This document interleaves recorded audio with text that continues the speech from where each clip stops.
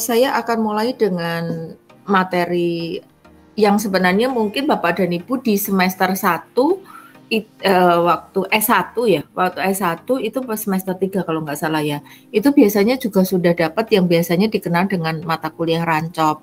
Memang ada beberapa yang tidak dapat ya mata kuliah ini gitu. Nah sehingga pada beberapa waktu yang lalu dengan pertimbangan beberapa hal, maka kita sepakat untuk mengulang dulu secara garis besar apa yang ada di dalam metode penelitian yang kuantitatif ya.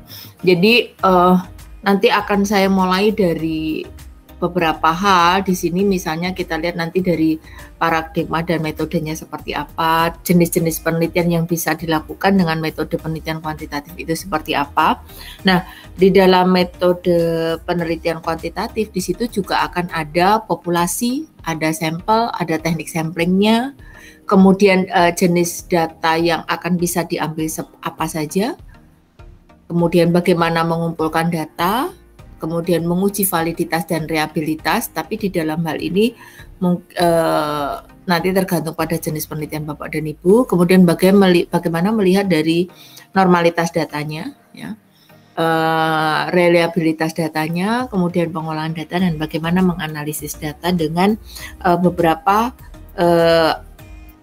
jenis atau model analisis yang bisa dilakukan ya. Nah, mungkin secara garis besar bisa saya sampaikan kalau penelitian kuantitatif itu sebenarnya terbagi menjadi dua ya. Jadi nanti kalau ditanya apakah penelitian kuantitatif itu datanya bisa deskriptif, bisa. Jadi sebenarnya penelitian kuantitatif itu kan dibedakan menjadi dua. Jadi ada yang penelitian deskriptif, ada yang eksplanasi ya.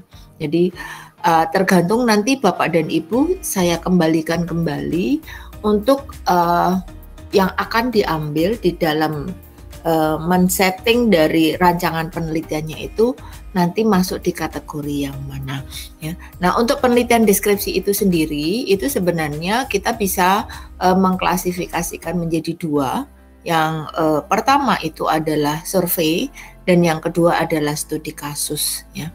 Nah, jadi kalau ditanya, tapi kemudian bisa saja orang kemudian menanyakan apakah kalau survei itu kemudian saya tidak bisa menganalisis secara menggunakan metode statistik, bisa, tetapi klasifikasinya adalah deskriptif kuantitatif ya. Nah, oke. Kemudian kalau eksplanasi, nah eksplanasi itu klasifikasinya itu juga ada dua macam, bisa menggunakan metode survei dan bisa menggunakan eksperimen. Jadi ada di lapang dengan luasan yang sangat-sangat tertentu sehingga memerlukan peta percobaan ya. Nah, itu atau bisa juga dengan secara eksperimen yang baik dilakukan di lahan percobaan ataupun secara laboratorium ya. Nah, di dalam melakukan penelitian tentu nanti akan saya bahas mengenai populasi dan sampel itu secara detail, tapi ini mungkin secara garis besarnya dulu Bapak dan Ibu. Nah, sering kita latah ya mengatakan populasi pada sebenarnya sampel sebenarnya populasi gitu. Nah, maka di sini harus diperhatikan apa itu populasi dan apa itu sampel ya. Kalau populasi itu merupakan sekelompok objek yang menjadi sasaran sebuah penelitian dan di mana di situ keseluruhan dari objek penelitian itu sendiri dapat menjadi sumber data dari penelitian ini gitu. Nah, tetapi kalau sampel itu sebenarnya dia merupakan sebagian dari populasi itu. Jadi artinya ketika populasinya itu Universitas Tanjung Pura, maka di situ sebenarnya sampel itu bisa dikatakan misalnya fakultas-fakultas ya atau prodi-prodi gitu. Jadi merupakan bagian dari populasi itu. Jadi kalau sampel itu digabung-gabung banyak jadi satu, maka dia akan menjadi sebuah populasi. Nah, tapi ada sebuah kriteria bahwa dikatakan sebagai sampel apabila walaupun dia merupakan sebagian populasi, tapi bisa mewakili dari populasi itu. Jadi gambaran dari sekelompok populasi itu bisa dikatakan sebagai sampel ya. Jadi ketika orang menerah itu aja, mereka udah tahu populasinya tuh kayak gini gitu. Nah, pada populasi yang kecil itu bisa digunakan sampel yang secara total, berarti semuanya itu bisa digunakan sebagai sampel. Nah, tetapi kalau misalnya digunakan sebagai sampel, maka ya hati-hati di dalam proses pengulangannya, jangan sampai kecerobohan itu juga terjadi, ya. Oke, nah semakin homogen dari sebuah populasi, maka akan semakin besar kemungkinan dari penggunaan sampel dalam jumlah yang kecil. Artinya kita sebenarnya sudah tahu dan kita sudah melihat dari start dari penelitian itu. Pada saat awal penelitian kemudian mengalami masa-masa proses, itu kita sebenarnya sudah akan tahu kriteria dari sampel kita itu seperti apa ya gitu. Nah, tapi kalau pada saat memulai memang tidak, karena biasanya pada saat memulai kan kita sudah melakukan orientasi dulu, sehingga apakah kita mau melakukan blocking, ya, pengelompokan, atau kita random. Gitu. Nah, pada populasi yang heterogen, maka kemungkinan penggunaan sampel yang besar, ya, karena sampel itu dipenuhi oleh pakai unit produksi atau unit populasi, itu maka akan heterogen, ya, akan semakin heterogen. Dan apabila dia semakin heterogen, maka ya otomatis sampelnya itu dalam sebuah penelitian dari populasi itu akan harus semakin besar gitu. Nah, kemudian bagaimana kita biasanya, Bu, kira-kira berapa kali sih supaya bisa mewakili untuk sebuah penelitian, ya? Nah, dari beberapa metode itu banyak yang menggunakan untuk ukuran sampel, jadi berapa jumlah sampel yang digunakan itu bisa menggunakan salah satu metodenya adalah yang paling terkenal itu metodenya Slovin ya. Nah, metodenya Slovin itu memberikan rumus bagaimana atau jumlahnya berapa sampel itu supaya bisa mewakili. Nah, itu dengan cara melakukan penghitungan dengan rumus N sama dengan N per 1 plus NE kuadrat. Ya. Nah, di mana N-nya itu adalah ukuran populasinya, N-nya itu adalah jumlah sampelnya, di mana E itu adalah persen kelonggaran. Nah, persen kelonggaran itu standar deviasi ya sebenarnya. Apakah 1% atau 5% gitu. Oke. Nah, sekarang setelah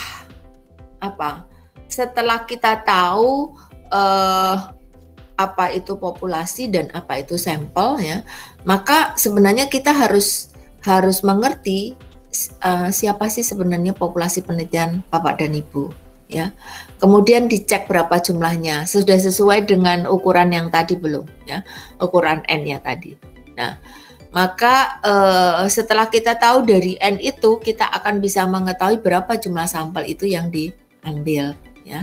Kemudian nah ini akan menjadi penting ketika akan mengambil sampel, maka sebenarnya kita juga harus tahu bagaimana teknik sampling itu menggunakan teknik apa ya, teknik sampling apa yang akan kita pakai ya. Nah, metode sampling itu kan dibedakan menjadi dua secara umumnya. Jadi bisa masuk di dalam kategori probability sampling, bisa masuk dalam non-probability sampling. Nah, untuk yang probability sampling itu sebenarnya bisa sample random sampling, bisa systematic sampling, bisa stratified random sampling, bisa area sampling, cluster sampling, proportional sampling, dan double sampling. Ya. Nah, untuk yang non-probability itu bisa judgment sampling, purposive sampling, quota sampling, incidence sampling, dan snowball sampling. Ya.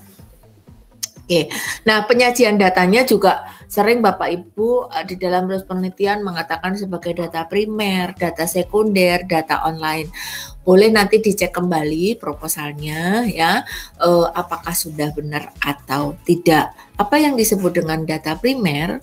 Data primer itu merupakan data yang langsung diperoleh dari sumber data pertama di lokasi penelitian atau objek penelitian itu. Artinya kita yang mengukur atau kita yang menentukan ya, atau bisa juga kita yang mewawancarai apabila itu kuesioner. Jadi tidak mengambil dari sumber lain. Ya, misalnya kita mengukur pH tanah atau mengukur BOD COD atau kita mengukur polutan ya, tapi kita ambil secara langsung misalnya CO-nya berapa gitu ya, atau misalnya yang penelitiannya rumah sakit ya, mengukur misalnya mikrobia yang ada di dalam udara gitu, atau yang penelitiannya itu mengenai pangan, ya tentu misalnya saja orientasi orang itu melakukan proses identitas makanan itu bagaimana gitu, apakah dengan metode sensor dia sudah langsung tahu tuh kadar airnya berapa gitu. Nah, jadi dia mengukur kadar airnya itu yang disebut sebagai data primer ya, karena nanti kemudian dia menghitung dan akan ekspresi di dalam angka gitu. Nah, berbeda dengan data sekunder. Pada data sekunder itu merupakan data yang diperoleh dari sumber kedua. Nah, artinya ketika sumber kedua kita tidak mengambil langsung data tersebut ya. Tapi bisa saja kita mengambil dari dinas terkait, atau kita bisa mengambil dari sumber data internet ya yang sudah disediakan oleh web-web tertentu gitu. Nah, kemudian kita mendownload, dan setelah kita mendownload kemudian kita mengolah sendiri dari data tersebut, mengolah kembalinya. Tapi data yang diolah adalah data sekunder, data yang sudah tersedia, tidak kita ambil sendiri. Nah, sekarang ini karena kita BDR atau kita melakukan proses perkuliahan secara daring, maka data itu sekarang ada yang tersedia yang namanya data online. Ya, kalau dulu kan hanya dibagi 2 ya, tapi kalau sekarang itu dibagi menjadi 3. Ada yang data online, yang merupakan data yang diambil dari sumber internet. Walaupun diambil dari sumber internet karena itu merupakan data untuk penelitian, maka mengambil data-data yang memang sumbernya itu sesuai dengan kaidah pustaka ya. Jangan sampai kita nanti mengambil blog ya. Wikipedia itu juga tidak diperbolehkan sebagai sumber data ya. Sehingga Bapak dan Ibu walaupun mengumpul data dari internet, harus data yang representatif buat penelitian. Oke. Pertanyaannya adalah salah satu yang sering kita gunakan di dalam metode mengumpulkan data itu tekniknya seperti apa. Nah, Bapak Ibu kan ada yang berasal dari sosial ya, ada yang melakukan data survei, data korespondensi ya. Nah, maka sebenarnya metode di dalam pengambilan data itu pada umumnya terbagi menjadi 6. Yang pertama adalah metode angket, kemudian metode wawancara, metode observation atau observasi, kemudian metode dokumenter. Nah, ini sering juga Bapak Ibu lakukan, wawancara juga, observasi jelas, eksperimental ini yang banyak dilakukan, kemudian metode penelusuran data online. Nah, ini sebenarnya agak kurang ya Bapak Ibu yang berasal dari MIL ya, tapi mungkin untuk saat ini tidak lagi sesuatu yang tidak mungkin ya. Nah, ketika kita sudah memperoleh data, maka sebenarnya kita akan berpikir mengenai apakah data kita itu memang representatif, betul atau tidak. Maka kita perlu melakukan 2 hal, yaitu validitas dan reliabilitas. Ya. Nah, ini ada beberapa sumber yang saya kutip dari sumber lama dan sumber yang baru. Yang pertama adalah Giseli. Giseli itu mengatakan bahwa validitas itu menunjukkan sejauh mana alat atau instrumen alat ukur kita itu seharusnya diukur gitu. Jadi mengukur apa yang seharusnya diukur. Jangan sampai ketika kita mengukur panjang kita pakai timbangan, kan nggak mungkin gitu. Jadi artinya adalah representatif. Kalau misalnya kita ingin mengukur panjang, tetapi di situ koma-komanya sangat banyak. Maka misalnya kita pakai kaliper, kita tidak menggunakan penggaris, kita tidak menggunakan alat meteran. Nah, itu maksudnya itu. Aswar di tahun 2000 itu mengatakan bahwa validitas itu dapat diartikan sebagai sejauh mana ketepatan dan kecermatan satu alat ukur dalam melakukan fungsi ukurnya. Ya, jadi artinya ya kita itu merupakan sebuah kesesuaian yang memang wajib untuk diketahui dan wajib untuk dikerjakan sehingga akan bisa cermat dan sesuai fungsi. Ya. Kemudian Isaac dan Michael itu di tahun 81 itu juga mengatakan bahwa informasi validitas itu sebenarnya merupakan kemampuan tes untuk mencapai sasaran. Itu yang disebut valid atau enggak. Kalau nggak valid kan berarti nggak mencapai tujuan ya, tidak mencapai target. Kalau valid ya berarti dia akan sesuai dengan apa yang kita targetkan atau kita mau, kita tuju gitu. Nah, kesimpulannya adalah validitas itu adalah tepat, akurat ya. Jadi mengukur ketepatan itu validitas. Mengukur akurasi itu validitas. Berikutnya adalah reliabilitas. Reliabilitas. Nah, ini juga saya mengambil dari dua narasumber. Yang pertama itu saya mengambil dari Giseli. Giseli tahun 1981 itu mengatakan bahwa seberapa besar variasi yang tidak sistematik dari penjelasan kuantitatif dari karakteristik individu jika individu itu sama dan diukur berkali-kali. Nah, di sini ada keyword-nya yang mengatakan sebenarnya adalah variasi yang dihasilkan dari penjelasan kuantitatif setiap karakter individu itu, yang dimana sebenarnya kan diulang-diulang, ternyata dia ada variasinya berapa, itu adalah reliabilitasnya. Ya.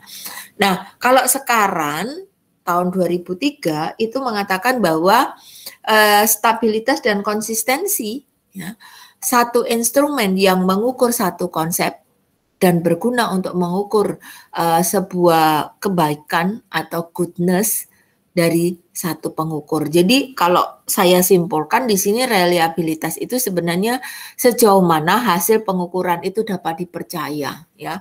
Artinya ketika antara ketepatan yang benernya berapa gitu dengan hasil ukurannya Bapak dan Ibu ketika melakukan sampling,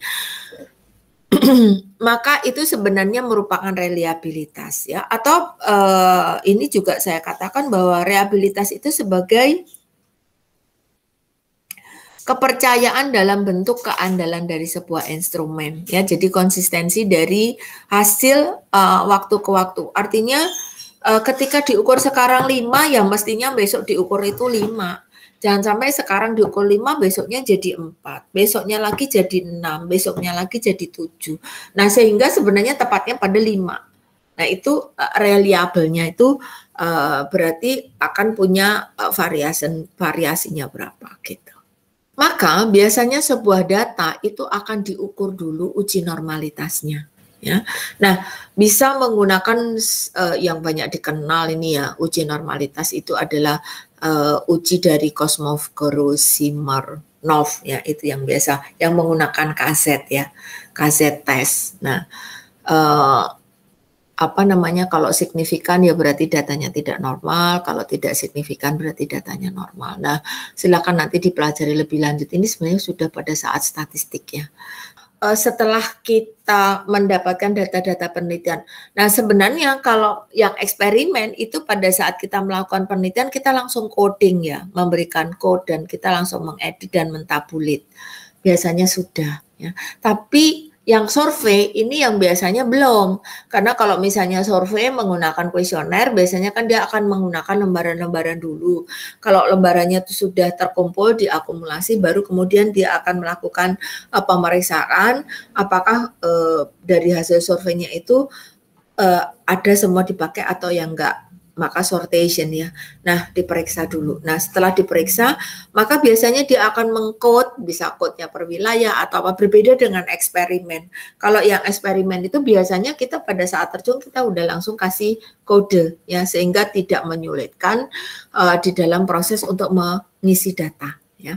Nah, di dalam proses pengolahan data itu karena kita mulai dari editing, maka kita akan memberikan penjelasan editing yang dimaksud itu apa ya. Jadi editing data di sini itu sebenarnya merupakan proses yang memberikan identitas pada instrumen penelitian yang telah dijawab, diperiksa satu persatu dalam lembar instrumennya, artinya di dalam salah satu sel datanya. Nah, apabila data itu janggal, bisa salah, atau bisa informasinya itu tidak lengkap, atau mengukurnya tadi tidak sesuai kriteria sehingga ada kesalahan ukur di dalam penentuan pada satu alat, maka kita harus mengulangi ya. Kalau data di lapangan mungkin kita ngecek kembali saja yang kurang. Tapi kalau data laboratorium mau tidak mau kita mengulang dari preparasi awal ya. Oke. Apa itu coding? Nah, coding itu adalah pekerjaan setelah editing. Jadi kalau tadi kita baru melakukan editing data, sortasi data yang lengkap atau tidak. Nah, dari data kalau misalnya itu hasil survei, kalau yang data lab ini sebenarnya coding itu udah dari awal ya. Nah, itu maka kemudian akan diberikan identitas untuk wilayah Kapasuli dikasih data ini. Untuk wilayah Sintang dikasih data ini, untuk wilayah kota dikasih data ini gitu. Nah, itu yang disebut dengan coding. Nah, saya rasa ini tidak ada masalah karena sebenarnya akan mempermudahkan data ya di dalam analisis selanjutnya. Nah, coding itu sebenarnya dibedakan menjadi dua. Yang pertama adalah coding frekuensi dan yang kedua adalah coding lambang. Coding frekuensi digunakan apabila jawaban itu memiliki bobot atau arti frekuensi tertentu. Sedangkan coding lambang itu digunakan pada poin yang tidak punya bobot. Nah, sehingga di situ apakah mau dilambangkan pakai tanda anak panah atau dilambangkan pakai tanda Croix gitu ya biasanya, atau berkas dokumen gitu. Kalau ini kemudian ada terminator, biasanya kan ada code-nya ya. Oke. Nah, baru selanjutnya itu akan dilakukan proses tabulasi. Bapak dan Ibu nanti silahkan untuk membaca panduan di email bagaimana tabulasi itu dilakukan. Artinya tabelnya dulu, apakah tabelnya terbuka atau tertutup, itu nanti dilihat dulu. Setelah itu baru mengisi tabel. Di dalam mengisi tabel, maka ada kelengkapan yang Bapak Ibu harus sampaikan, dan ini saya yakin Bapak Ibu udah biasa ya. Identitas tabel itu harus ada tabel sekian gitu. Misalnya tabel 1 komposisi unsur hara tanah, misalnya apa? Tanah patok A misalnya, atau tanah patok 1 gitu. Kemudian kepala tabel. Nah, kepala tabel itu yang kolom-kolom yang di atasnya ada isinya, nomor, kemudian misalnya keterangan variabel yang maksudnya variabel kandungan tanah gitu, karakteristik tanah misalnya kayak gitu.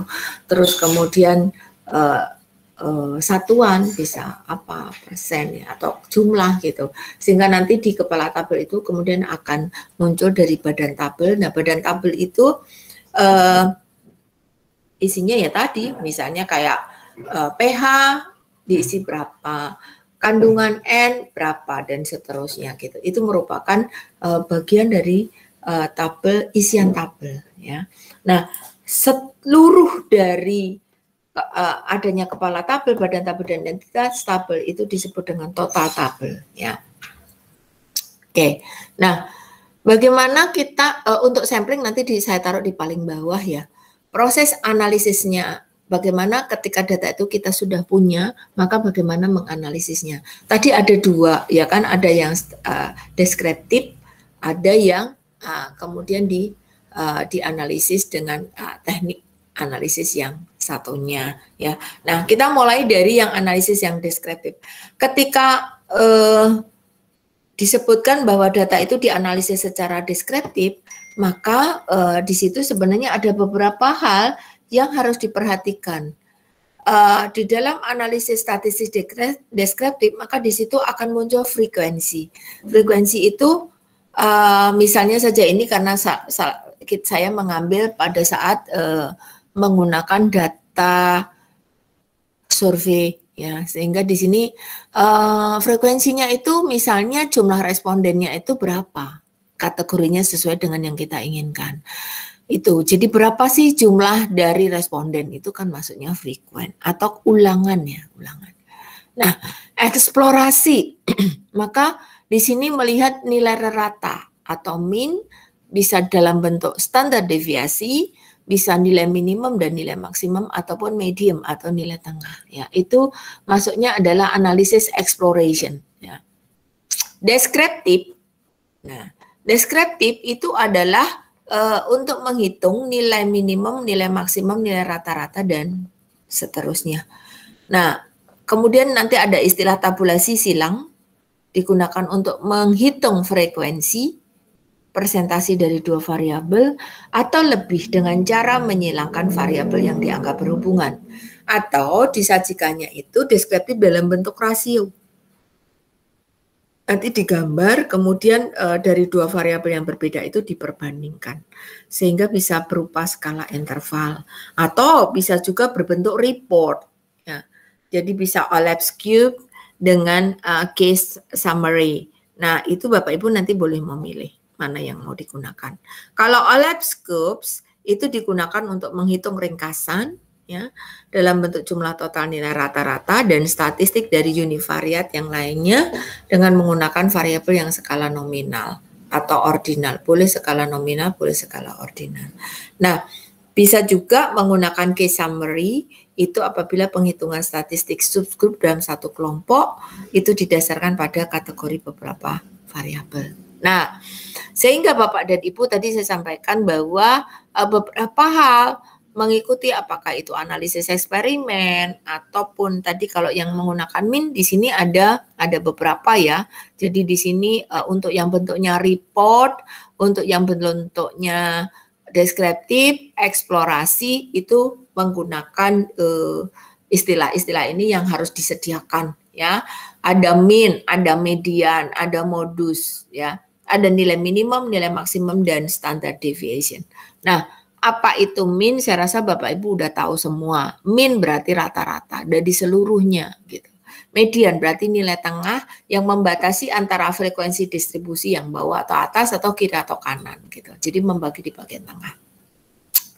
Kemudian modus berarti di situ merupakan nilai atau frekuensi terbesar pada satu kelompok dengan nominal yang tertentu. Nah, kalau nilai minimum dan maksimum, saya rasa kan tidak masalah. Nah, yang masalah itu yang bagian akhir nih. Bapak Ibu mengukur standar deviasi, tapi nggak pernah sering itu nggak ngerti gitu. Ngerti ada tulisan SD, tapi nggak ngerti sebenarnya apa sih yang dilakukan untuk SD dan apa artinya sebuah SD. Jadi standar deviasi itu merupakan deskripsi variabel dalam satu distribusi. Artinya ketika kita menyajikan sebuah data plus SD, berarti SD-nya itu adalah kebenaran data kita berapa. Jadi biasnya data kita berapa. Nah, beberapa dari Bapak Ibu nanti juga mungkin menggunakan ini. Jadi menggunakan teknik analisis yang secara inferensi, yaitu korelasi, regresi, UGT, time series, chi-square, multivariat, atau sigma ya kalau kita pakai Friedman.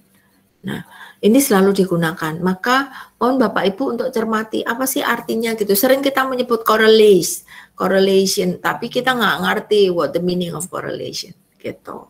Nah, kalau korelasi itu kan merupakan analisis yang digunakan untuk melihat kuat lemahnya sebuah hubungan antar variabel bebas dan variabel terikat.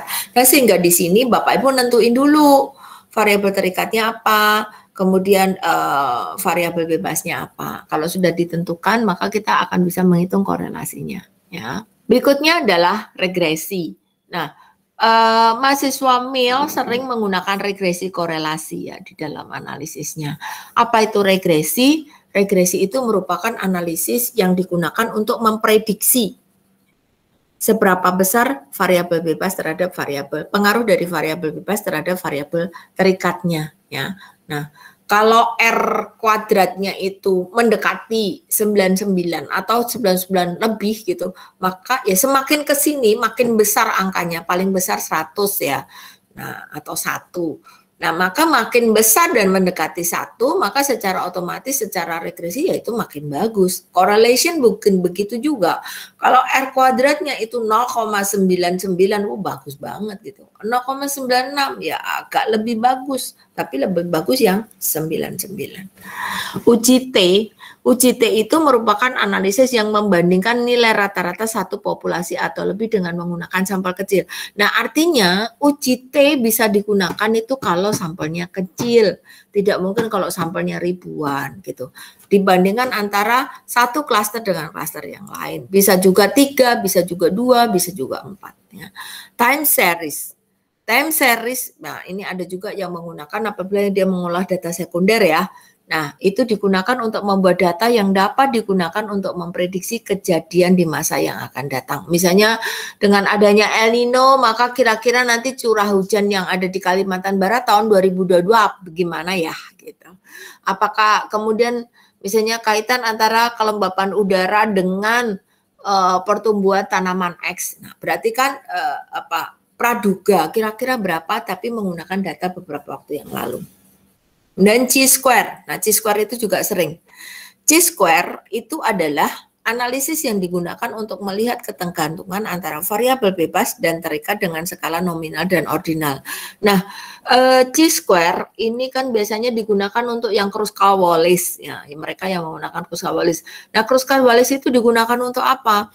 Biasanya digunakan untuk metode non-parametrik, tapi yang skalanya itu yang kemudian dikuantifikasi sehingga secara statistik nanti akan bisa tahu apakah perlakuan itu akan mempengaruhi dari hasil produknya. Misalnya apakah perlakuan pemupukan itu mempengaruhi pH, ya itu bisa nanti dilihat perlakuannya pH, apalagi kegemburan tanah misalnya gitu.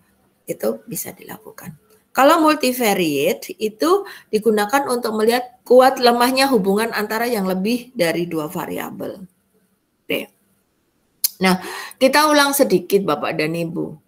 Apa itu pengertian populasi dan apa itu pengertian sampel. Kita udah tahu ya, kalau populasi itu sebenarnya yang lebih gede, sampelnya itu yang lebih kecil, bagian dari populasi itu, gitu kan cara mudahnya ya. Nah, maka kalau kita bicara populasi sebenarnya kita akan bicara keseluruhan anggota dari objek penelitian yang memenuhi kriteria tertentu dan ditetapkan dalam penelitian. Oke, jadi misalnya ada 10 ulangan 1, 10 ulangan 2, dan seterusnya. Nah, biasanya ada beberapa, terutama nanti yang menggunakan survei ya, itu ada yang dikatakan sebagai sensus. Misalnya sensus rumah tangga yang punya air bersih, gitu. Misalnya. Nah, sampel itu merupakan bagian tertentu dari unit populasi yang dimana di situ itu bila kita tera itu mewakili. Gitu. Nah, penelitian yang melibatkan sampel itu disebut dengan sampling. Gitu. Kelanjutannya adalah bagaimana mengambil sampel penelitian ya, atau sampling. Nah, maka sebelum ke sana itu selalu tadi saya ulang kenapa saya akan ulang di bagian bawah. Apa itu populasi? Tadi kan merupakan bagian unit produksi yang besar gitu, yang terdiri dari beberapa sampel. Nah, kelebihan dari populasi ya tentu saja datanya lebih banyak dibandingkan sampel, betul enggak kan ya? Nah, jadi kalau lebih banyak datanya ya kesimpulannya akan lebih bagus.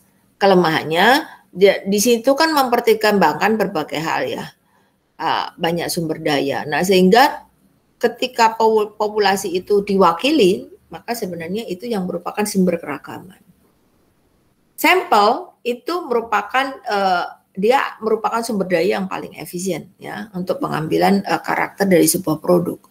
Kemudian karena sampel itu jumlahnya sedikit ya dia akan mudah ditata. Ya. Kelemahannya ya dia harus teliti. Ya, kalau nggak teliti percuma juga, jumlahnya 2 nggak teliti ya datanya bisa amburadul. Gitu. Nah hanya di situ karena sampel itu kecil maka di dalam kesimpulannya dia akan tidak menguntungkan karena betul-betul harus secara hati-hati. Kita lanjut pada perbedaan antara populasi dengan sampel. Tadi yang saya sampaikan bahwa data itu apabila menggunakan populasi memang karena datanya banyak ya. Nah itu sehingga akan lebih mudah di dalam mengambil kesimpulan karena tersedia secara lengkap. Nah berbeda dengan sampel yang merupakan dari populasi, maka apabila mengakurasi di dalam analisisnya itu tidak betul-betul valid, maka tidak akan terjadi efisien. Tetapi kalau valid ya tentu saja akan lebih efisien. Oke. Nah, bagaimana kemudian cara mempraktekannya? Nah, cara mempraktekannya adalah karena kita sering sebenarnya di dalam melakukan pengambilan sampel yang ada di lapangan itu data itu sering kita tidak bisa mengikuti teknik sampling yang secara baik. Nah, maka yang perlu diperhatikan di sini adalah kita harus selalu berpegang pada sampel yang baik itu yang seperti apa. Nah, sampel itu dikatakan baik kalau tadi teknik samplingnya sudah tahu, tapi kita harus melihat dulu kriteria sampelnya. Sampel itu harus memenuhi 5 hal. Yang pertama adalah representatif, kemudian batasan sampelnya harus jelas, dan bila dilacak itu akan ketemu baik itu di lapangan atau di laboratorium, dan tidak ada keanggotaan sampel yang ganda. Nah, artinya jangan sampai sampel ini juga dipakai untuk sampel yang lain atau sampel yang sama jumlahnya 2 gitu. Dan harus up to date. Jadi artinya adalah ketika data itu kita ada keliru di dalam coding atau kalau itu yang di lab ya, akan selalu checklist pada akhir persiapan dan akan melakukan analisis. Nah, di dalam teknik sampling itu ada beberapa sampel tadi ya dikatakan bagaimana sampelnya itu jenisnya apa saja tadi sudah disebutkan. Nah, sampel itu di dalam sampling itu kita bisa melakukan sampel yang random ya, yang dikenal dengan istilah sampel random sampling. Nah, sampel random sampling itu sebenarnya merupakan semua unsur di dalam populasi yang mempunyai kesempatan yang sama buat dipilih. Artinya ketika unit percobaannya itu 25, maka ya 25 itu punya kesempatan buat dianalisis. Nah, berbeda kalau sampelnya itu unit ya. Jadi dalam satu sampel ada beberapa titik. Nah, itu yang kemudian biasanya kalau terjadi di lapangan ya. Nah, maka kita harus melakukan sebuah pengundian atau yang mewakili kuota yang mana gitu, yang mewakili sebuah sampelnya yang mana. Nah, biasanya ini kita random atau kita acak berdasarkan atas nomor dari anggotanya. Nah, apa itu syarat dari penggunaan metode sampel random sampling? Itu populasinya itu harus homogen. Dan yang kedua, keanggotaan populasi itu tidak boleh terlalu tersebar secara geografis dan harus ada kerangka sampling atau sampling frame. Nah, di sini ini sebenarnya kalau sampel random itu sederhana banget ya, tapi biasanya karena sampel random itu pendarnya jauh, deviasinya jauh banget. Nah, metode random itu ada metode yang kedua yang disebut dengan stratified, jadi declassified kan. Populasinya itu dikelompokkan menjadi subpopulasi berdasarkan atas kriteria tertentu yang merupakan unsur dari populasi dan tetap diusahakan untuk homogen Bapak dan Ibu. Dari subpopulasi itu baru kemudian diacak secara proporsional ya. Nah, pengacaan ini sebenarnya ada 2 model, ada yang memang sengaja didisproporsional atau tidak proporsional gitu, diklasifikasikan. Nah, ini saya akan mengambil dari contoh, misalnya total anggota pohon dalam satu luasan tertentu yang digunakan sebagai penelitian itu kayu ulin adalah ada 1000. Nah, dari 1000 itu umur pohon ulin itu udah luar biasa. Ada yang umurnya 17 sampai 26, ternyata di dalam lokasi tersebut sampai ada yang di atas 47 tahun, bahkan mungkin ada yang 100 tahun itu biasa bagi kayu ulin kan ya. Nah, ini dalam penentuan umur pohon ini sebenarnya nggak pasnya ya kan, kita nggak tahu karena nggak nanam gitu. Nah, sehingga berdasarkan atas kambiumnya kita klasifikasikan dengan kelompok tertentu tapi pendarnya mungkin 10%. Misalnya saja bisa jadi sih umurnya 16,9 tahun tapi kita klasifikasikan dalam 17 tahun gitu. Atau 26,1 tahun gitu. Ya. Nah, kalau sudah diklasifikasi ini kemudian dibuat proporsi ya. Nah, syaratnya bisa dilakukan stratified random sampling itu apabila populasinya itu heterogen. Yang kedua, kriterianya jelas dan bisa dilapis-lapis sesuai dengan heterogenitasnya gitu. Tapi komposisi anggotanya itu harus proporsional ya Bapak dan Ibu ya. Tapi di sini memang kita harus mengenal populasi itu dengan baik, jangan sampai salah walaupun deviasinya udah kita tentuin bisa kayak 10% gitu. Nah, kelompok yang kedua itu adalah kelompok sampling kelompok atau cluster sampling yang dikenal, dan itu dikelompokkan menjadi subpopulasi yang bergerombol sehingga disebut cluster ya. Nah, subpopulasi itu dirinci lagi menjadi subpopulasi yang lebih kecil, dan anggota dari subpopulasi itu diacak lagi menjadi sampel penelitian. Nah, ini saya ambil contoh misalnya di salah satu kota madya, misalnya di kota madya Semarang, itu ada 16 kecamatan, dari 6 kecamatan dipilih 2 kecamatan untuk samplingnya gitu. Terus dari 2 kecamatan itu dipilih lagi 2 kelurahan untuk populasi dari sampel 2-nya. Kemudian dari kelurahan dipilih lagi 50 buruh untuk 50 bangunan untuk sampelnya. Nah, dari sini sebenarnya ini kalau nggak salah saya ngambil dari penentuan penggunaan air bersih bagi pekerja buruh pelabuhan di Kota Semarang ya, kalau nggak salah. Saya lupa. Nah, sehingga di sini akan ketahuan bahwa memang betul-betul sebagai cluster sampling. Ada lagi kuota sampling. Ya, kuota sampling itu adalah memilih sampel dengan ciri tertentu dengan kuota yang diinginkan. Nah, di sini biasanya mereka menggunakan internet. Ya. Sehingga misalnya penentuan ada pakai jumlah mahasiswa, ada pakai jumlah dosen, ada jumlah mata kuliah gitu. Nah, sehingga nanti dihasilkan 150 mahasiswa, 15 dosen dengan 3 mata kuliah. Ya. Ini cepat, tapi sebenarnya akurasinya kurang. Kemudian ada juga accidental sampling. Ya, sampling memilih siapa yang kebetulan ada pada saat itu accidental. Ya. Nah, ini mudah, cepat, tetapi tidak representatif karena kan asal ya apa yang kita temu di depan mata sampai buat sampel gitu. Jadi tidak representatif. Kemudian saturation sampling. Saturation sampling itu mengikut sertakan seluruh anggota populasi sebagai sampel. Jadi anggotanya 50 ya 50 itu ditera gitu. Nah, waktunya tentu saja akan lama ya dalam pengumpulan sampel, dan biasanya tidak cocok untuk populasi yang anggotanya besar. Kalau sampai 1000, ngukur 1000 harus diberi waktu 1 hari ya nggak cukup. Nah, ini yang umum digunakan snowball sampling. Nah, metode snowball sampling untuk yang nanti non parametrik, Bapak Ibu yang non parametrik ini biasanya saya yakin kemarin